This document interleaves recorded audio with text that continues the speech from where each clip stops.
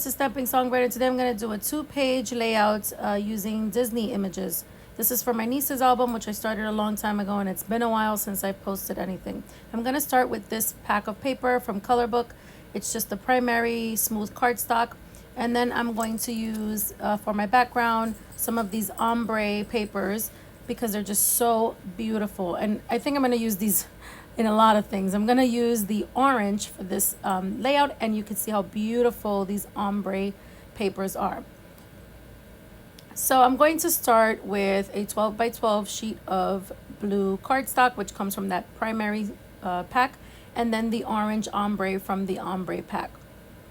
And I'm going to put it down so that the orange gradient is going from darkest to lightest. So I'm just going to glue that down with my art glitter glue.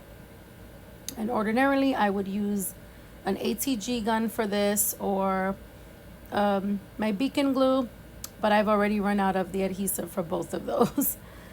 So that's going to go right in the middle. My first image is of Snow White. I've used Snow White before, but this is a different image. I'm going to use her as the opposite of the villain in the Disney Snow White story. So for the little bird, I added a little bit of punch using the Wendy Vecchi enamel accents.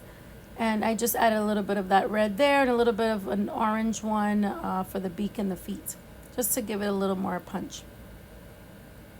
I'm going to adhere that down to the bottom left using my Art Institute glitter glue.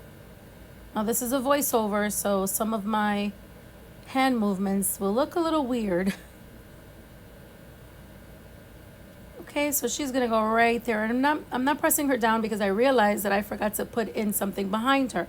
I got these vines off of Cricut Design Space, and I'm going to have one over her and one to the left of her.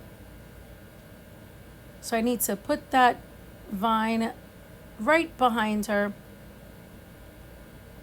And since I glued her down, it became a little difficult, but I got it to work.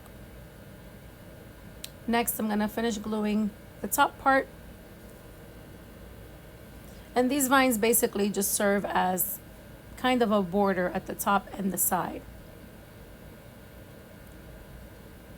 Next, I'm going to put my photo mat, and this photo mat is also from Cricut Design Space. I use the same green and blue from the primary stock of paper.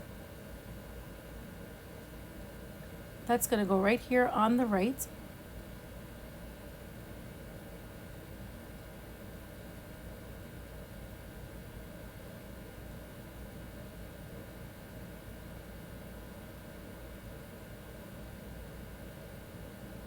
Once I'm satisfied, I just press it down.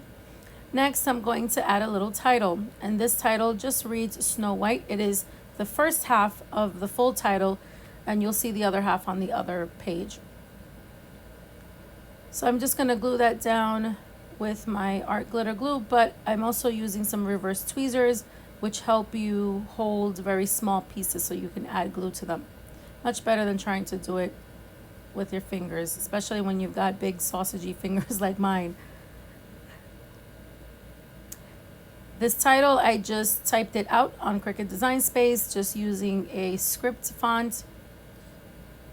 And I wanted to do it in white so that it would stand out from that orange background, but also because it's a play on the word Snow White.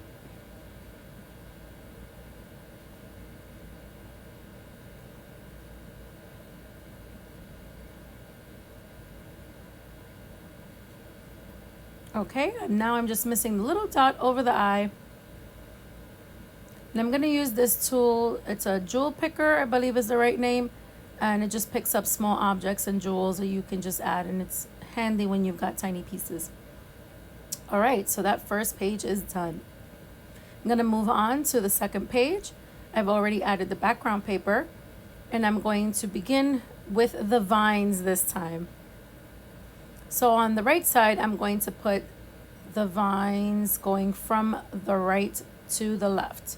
So one on the right side, like I did with Snow White, and one at the top, pointing to the left.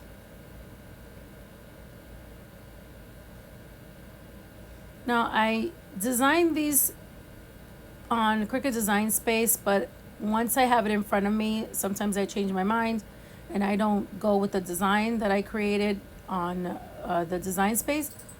In this case, I had a little bit of trouble.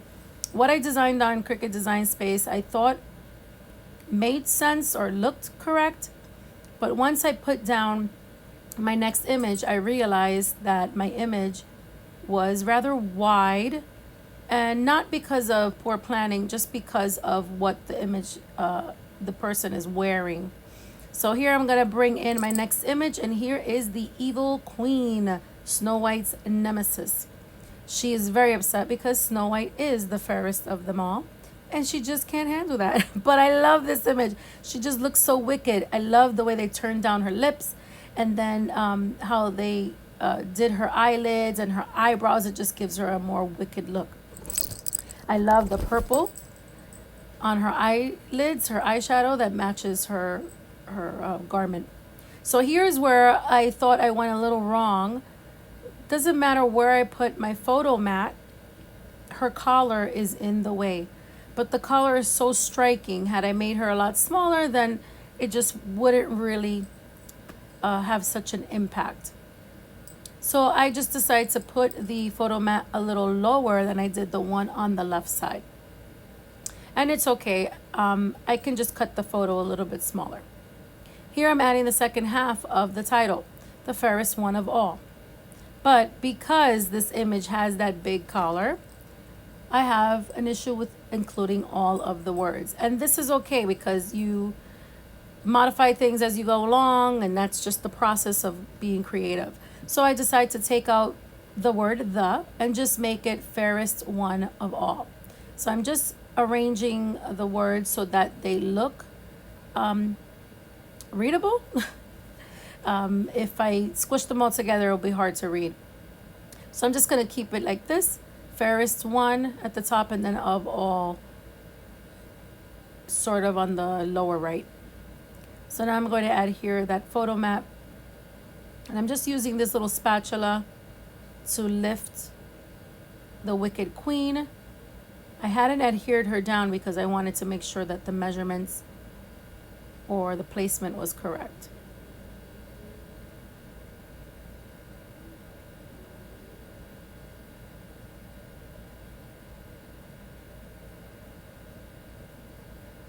She's gonna go right here on the right side.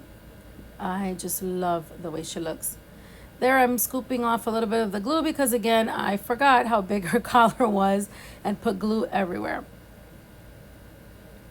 Next, I'm just gonna glue down the words because I'm fairly satisfied with them. And again, I'm using that reverse tweezers. They're fantastic. It's just so easy to pick up small things with that. And you don't get all the glue on your fingers. I'm adding the little dot over the eye using the jewel picker, and then moving on to gluing the rest of the words. Now, if you hear some kind of hum in the background, usually you hear my cat's little bells jingling all over the place, but we're in a heat wave. I'm in New York on the East Coast, and it is hot. Very, very hot. So we've got air conditioner, we've got fans on. So if you hear that buzz or that hum, that's what that is. So I'm almost done putting all of my words down and just cleaning off some of the excess glue that just oozes out sometimes. These letters are fairly narrow, so not a lot of space to place the glue, but enough to get it down. There we go. I think that looks awesome. So that's my second page. Let's bring in my first page so you can see what that looks like again. So here's Snow White holding a little bird. And then here is the Wicked Queen, fairest one of all. Here's a shot of them together. I love the way this looks. I have my photo mats sort of at different angles or different sizes or placement. Vines on both sides for a border. and I have the protagonist and the antagonist in these images. Again, this is for my niece's album. I hope you enjoyed and that it inspires you to create a Disney layout.